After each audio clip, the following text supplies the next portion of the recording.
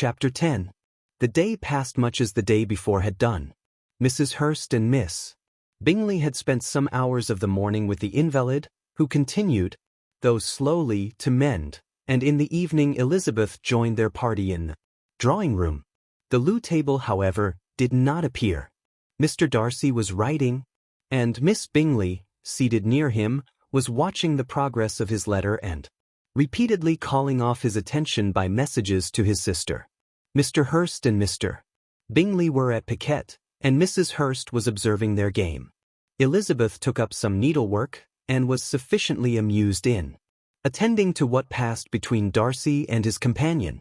The perpetual commendations of the lady, either on his handwriting, or on the evenness of his lines, or on the length of his letter, with the perfect unconcern with which her praises were received, formed a curious dialogue, and was exactly in union with her opinion of each.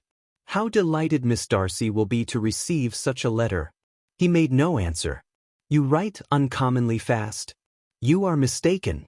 I write rather slowly. How many letters you must have occasion to write in the course of a year. Letters of business, too. How odious I should think them. It is fortunate, then, that they fall to my lot instead of yours. Pray tell your sister that I long to see her. I have already told her so once, by your desire. I am afraid you do not like your pen. Let me mend it for you. Pens. Remarkably well. Thank you, but I always mend my own. How can you contrive to write so even? He was silent. Tell your sister I am delighted to hear of her improvement on the harp. And pray let her know that I am quite in raptures with her beautiful little design for a table, and I think it infinitely superior to Miss Grantley's. Will you give me leave to defer your raptures till I write again? At present, I have not room to do them justice. Oh, it is of no consequence. I shall see her in January. But do you always write such charming long letters to her, Mr. Darcy? They are generally long, but whether always charming it is not for me to determine. It is a rule with me that a person who can write a long letter with ease cannot write ill. That will not do for a compliment to Darcy, Caroline, cried her brother, because he does not write with ease. He studies too much for words of 4 syllables. Do not you, Darcy? My style of writing is very different from yours. Oh, cried Miss Bingley, Charles writes in the most careless way imaginable. He leaves out half his words and blots the rest. My ideas flow so rapidly that I have not time to express them, by which means my letters sometimes convey no ideas at all to my correspondents. Your humility, Mr. Bingley, said Elizabeth, must disarm reproof. Nothing is more deceitful, said Darcy, than the appearance of humility. It is often only carelessness of opinion, and sometimes an indirect boast. And which of the two do you call my little recent piece of modesty?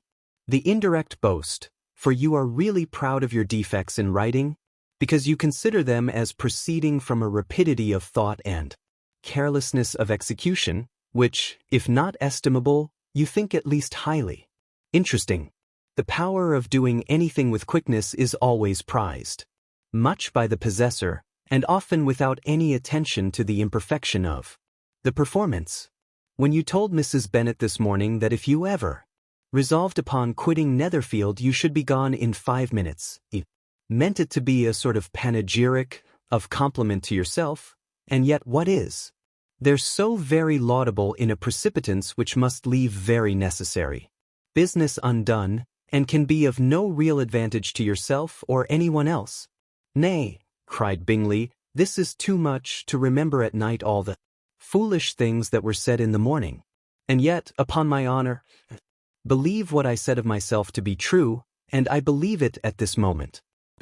Least, therefore, I did not assume the character of needless precipitance merely to show off before the ladies. I dare say you believed it, but I am by no means convinced that you would be gone with such celerity. Your conduct would be quite as dependent on chance as that of any man I know, and if, as you were mounting your horse, a friend were to say, Bingley, you had better stay till next week, you would probably do it, you would probably not go, and at another word might stay. "You have only proved by this," cried Elizabeth, "that Mr. Bingley did not do justice to his own disposition. You have shown him off now much more than he did himself." "I am exceedingly gratified," said Bingley, "by your converting what my friend says into a compliment on the sweetness of my temper. But I am afraid you are giving it a turn which that gentleman did by no means intend, for he would certainly think better of me if under such a circumstance I were to give a flat denial and ride off as fast as I could. Would Mr. Darcy then consider the rashness of your original intentions as atoned for by your obstinacy in adhering to it? Upon my word, I cannot exactly explain the matter. Darcy must speak for himself. You expect me to account for opinions which you choose to call mine, but which I have never acknowledged. Allowing the case, however, to stand, according to your representation, you must remember, Miss Bennet, that the friend who is supposed to desire his return to the house, and the delay of his plan, has merely desired it, asked it without offering one argument in favor of its propriety. To yield readily, easily, to the persuasion of a friend is no merit with you. To yield without conviction is no compliment to the understanding of either. You appear to me, Mr. Darcy, to allow nothing for the influence of friendship and affection. A regard for the requester would often make one readily yield to a request without waiting for arguments to reason one into it. I am not particularly speaking of such a case as you have supposed about Mr. Bingley. We may as well wait, perhaps, till the circumstance occurs before we discuss the discretion of his behavior thereupon. But in general and ordinary cases between friend and friend, where one of them is desired by the other to change a resolution of no very great moment, should you think ill of that person for complying with the desire, without waiting to be argued into it?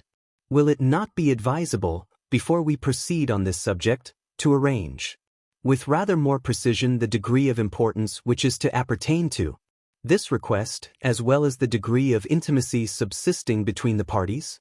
By all means, cried Bingley, let us hear all the particulars, not forgetting their comparative height and size, for that will have more weight in the argument, Miss Bennet, than you may be aware of. I assure you that if Darcy were not such a great tall fellow, in comparison with myself, I should not pay him half so much deference. I declare I do not know a more awful object than Darcy, on particular occasions, and in particular places, at his own house especially, and of a Sunday evening, when he has nothing to do.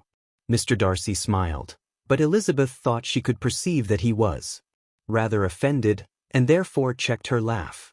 Miss Bingley warmly resented the indignity he had received, in an expostulation with her brother for talking such nonsense.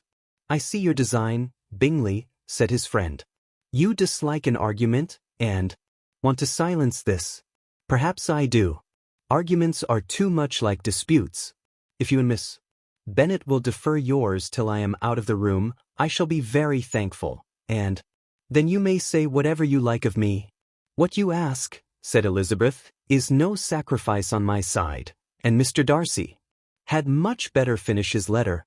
Mr. Darcy took her advice, and did finish his letter. When that business was over, he applied to Miss Bingley and Elizabeth for an indulgence of some music. Miss Bingley moved with some alacrity to the pianoforte, and after a polite request that Elizabeth would lead the way, which the other as politely and more earnestly negatived, she seated herself. Mrs. Hurst sang with her sister, and while they were thus employed, Elizabeth could not help observing, as she turned over some music books that lay on the instrument, how frequently Mr. Darcy's eyes were fixed on her. Hardly knew how to suppose that she could be an object of admiration to so great a man, and yet that he should look at her because he disliked her, was still more strange. She could only imagine, however, at last that she drew his notice because there was something more wrong and reprehensible, according to his ideas of right, than in any other person present. The supposition did not pain her. She liked him too little to care for his approbation. After playing some Italian songs, Miss Bingley varied the charm by a lively Scotch air, and soon afterwards Mr. Darcy, drawing near Elizabeth, said to her, "Do not you feel a great inclination, Miss Bennet, to seize such an opportunity of dancing a reel?" She smiled but made no answer. He repeated the question with some surprise at her silence. "Oh," said she, "I heard you before, but I could not immediately determine what to say in reply. You wanted me, I know, to say yes, that you might have the pleasure of despising my taste, but I always delight in overthrowing those kind of schemes, and cheating a person of their premeditated contempt. I have, therefore, made up my mind to tell you that I do not want to dance a reel at all. And now despise me if you dare." "Indeed I do not dare."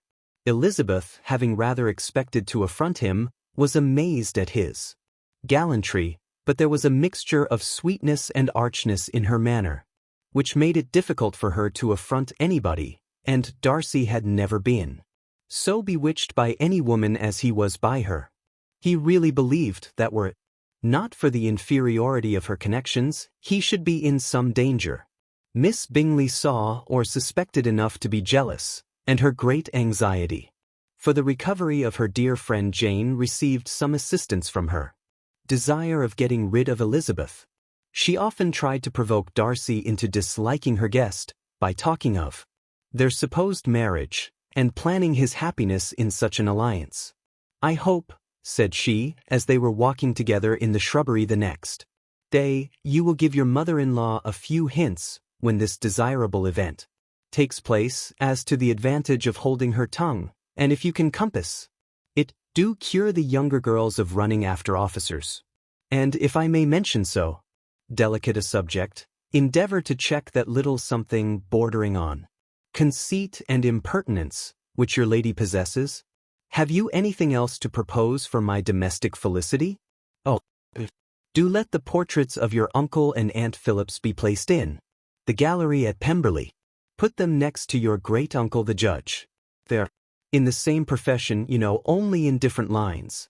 As for your Elizabeth's picture, you must not have it taken, for what painter could do justice to those beautiful eyes? It would not be easy, indeed, to catch their expression, but their color and shape, and the eyelashes, so remarkably fine, might be copied." At that moment they were met from another walk by Mrs. Hurst and Elizabeth herself. "I did not know that you intended to walk," said Miss Bingley in some confusion, lest they had been overheard. "You used us abominably ill," answered Mrs. Hurst, running away, "without telling us that you were coming out." Then taking the disengaged arm of Mr. Darcy, she left Elizabeth to walk by herself. The path just admitted three.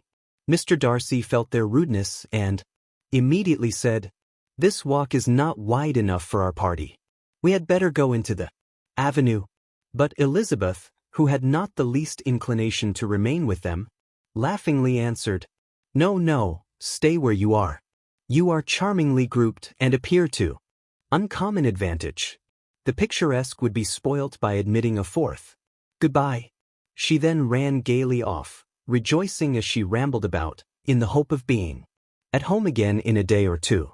Jane was already so much recovered as to intend leaving her room for a couple of hours that evening.